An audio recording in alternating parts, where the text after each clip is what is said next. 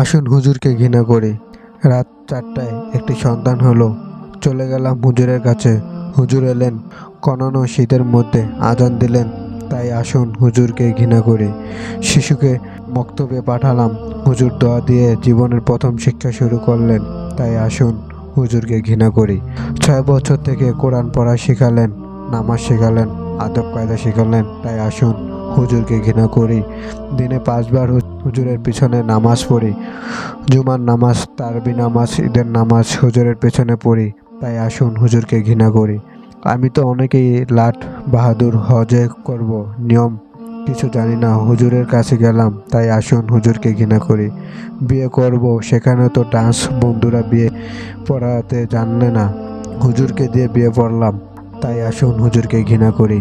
বৃদ্ধ হয়ে গেলাম, হাঁটতে পারি না, চলতে পারি না, রোগে ধরে গেছে। এসব থেকে বাঁচার জন্য হুজুর থেকে দোয়া নিলাম। তাই আসুন হুজুরকে ঘৃণা করি। মৃত্যুর পর লাশের গোসল নিয়ম কেউ জানে না, আবার কেউ লাশ গোসল করাতে ভয় পায়। হুজুরের গোসল দিলেন। তাই আসুন হুজুরকে ঘৃণা করি। দুনিয়াতে অনেক পাপ করলেও আযাব কমানোর জন্য হুজুর লাশের পাশে বসে কোরআন তেলাওয়াত করেন। তাই আসুন হুজুরকে ঘৃণা করি। জানাজা কেউ পড়াতে জানেন না, হুজুরকে জানাজা পড়ালেন। তাই আসুন হুজুরকে ঘৃণা করি। একা কবরে রেখে সবাই চলে গেল, কিন্তু ওই অভাগা হুজুরের কবরের পাশে দাঁড়িয়ে রইলেন, মৃত্যুর জন্য দোয়া করবেন। তাই আসুন হুজুরকে ঘৃণা করি।